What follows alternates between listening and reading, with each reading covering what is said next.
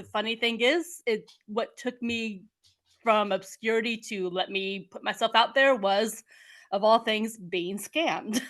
I actually had on my notepad where his contact information was possible scammer. I had that where I saw it every time I saw their name, I saw possible scammer. This guy, he had a very well seasoned, long length of history in his social profile. He had a mixture of men and women as friends.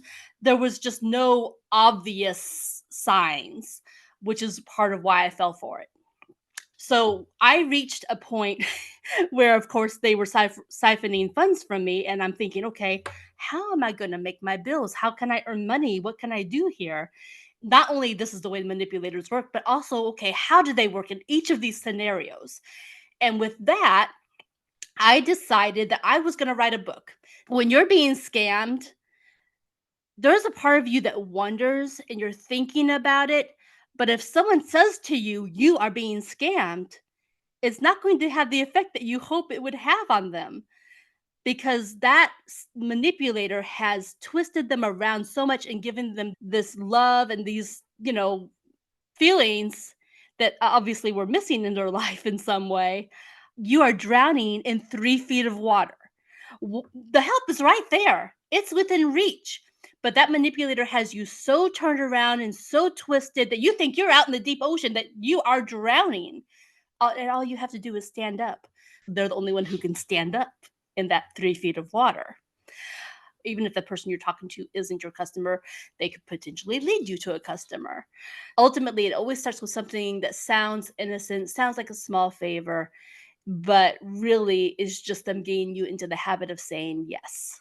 It's my opinion that, and this is based on the second one, that if you tell someone, no, I've been scammed before and I lost X amount of money, well, guess what? You've just given them a goal. I have a very hard and fast rule now that I'll acknowledge that, yes, I had been scammed, but will I tell a specific dollar amount? Not in your life.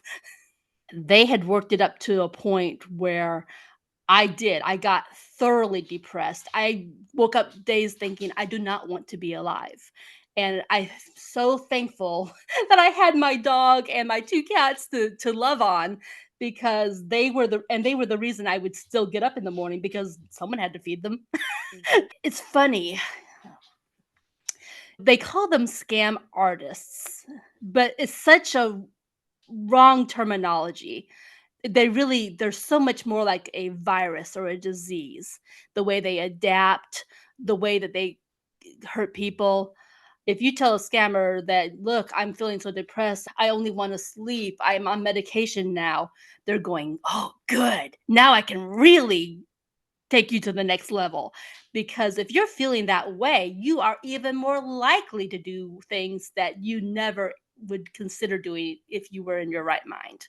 Well, there's a that saying about when you hit bottom, there's no place else to go but up. I did follow their advice to a point, but not far enough to really free myself, because I could have been free of it so much sooner before I hit the rock bottom. But Hmm. I did hit rock bottom. I was making one cake for $1 a week, and making have that was my breakfast all week long, that kind of thing. I didn't feel like I could walk away while someone, a fellow human being, was in that space, and I would have felt that way, man, woman, wouldn't have mattered.